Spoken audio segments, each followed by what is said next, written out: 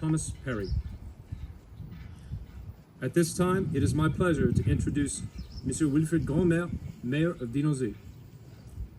La parole est à Monsieur le maire de Dinozé, Monsieur Wilfrid Grandmaire.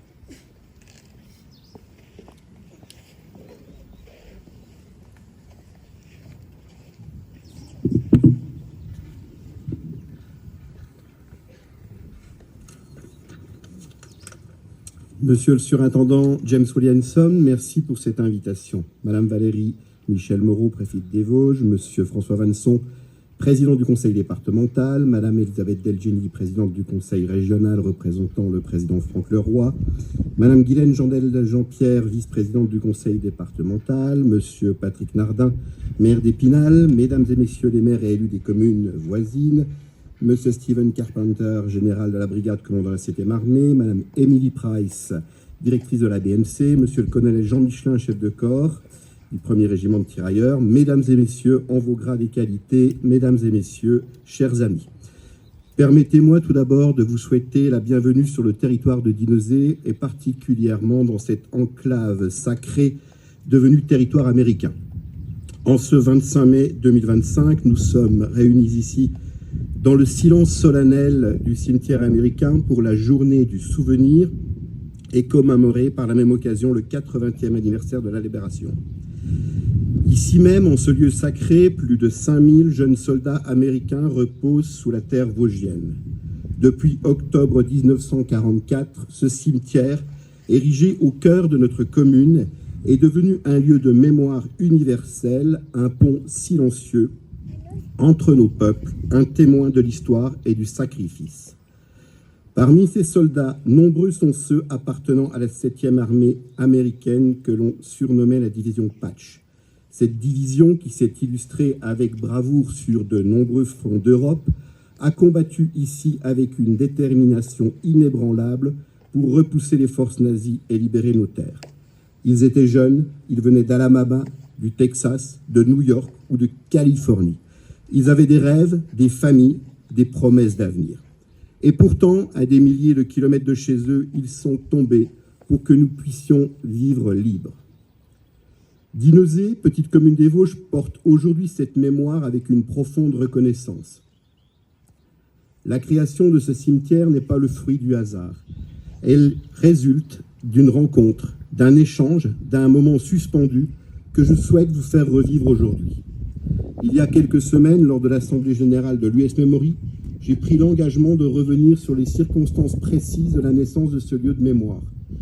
Car si 80 années peuvent sembler peu à l'échelle de l'histoire, elles suffisent parfois à effacer les souvenirs. Je vais donc vous lire un extrait du journal personnel de Georges Boiseau, maire de Dinozé en 1944. Nous sommes en octobre 1944. Un détachement américain va cantonner à Dinozé jusque fin décembre. L'état-major de la division Patch s'installe dans les locaux Krantz à Dinozé, l'actuelle maison de retraite pour situer. Le personnel est chargé de diverses réparations de matériel. Parmi ses membres, je rencontre journalièrement un lieutenant dont le nom est Crane. J'ai avec lui les relations les meilleures. Un jour, le lieutenant me dit à peu près ceci. Les morts des deux camps sont répartis un peu partout. On désire les rassembler. Voyez-vous dans les environs un terrain qui pourrait convenir? Je le conduis sur le plateau situé le long de la vieille route d'Arche, surplombant légèrement la Moselle et limité par la rigole d'alimentation de Bouzet, ce lieu où nous sommes aujourd'hui. C'est ici que firent inhumer plus de 12 000 soldats américains, parmi lesquels le lieutenant Patch, fils du général en chef, et, beaucoup l'ont oublié, 4 891 soldats allemands transférés plus tard au cimetière militaire allemand d'Andy, près de Toul. C'est ainsi que sur un simple morceau de trottoir de la rue Camille-Krantz fut prise la décision qui allait lier à tout jamais notre sol à la mémoire de ces soldats et de la nation américaine. Voilà la destinée de ce lieu, une terre d'accueil temporaire devenue en quelques minutes un sanctuaire éternel. Aujourd'hui, 80 ans plus tard, que reste-t-il? Il reste des noms gravés sur les pierres. Il reste des drapeaux qui flottent au vent.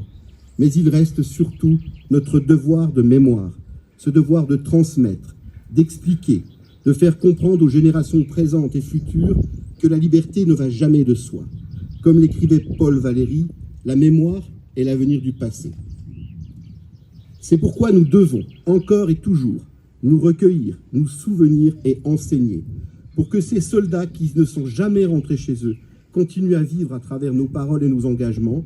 Mesdames et messieurs, le cimetière américain n'est pas qu'un lieu de deuil, c'est aussi un serment que nous faisons chaque fois que nous venons ici, celui de ne jamais oublier, un serment que nous faisons aux soldats tombés, celui d'honorer leur sacrifice par notre vigilance, notre fraternité et notre fidélité à l'idéal de la paix.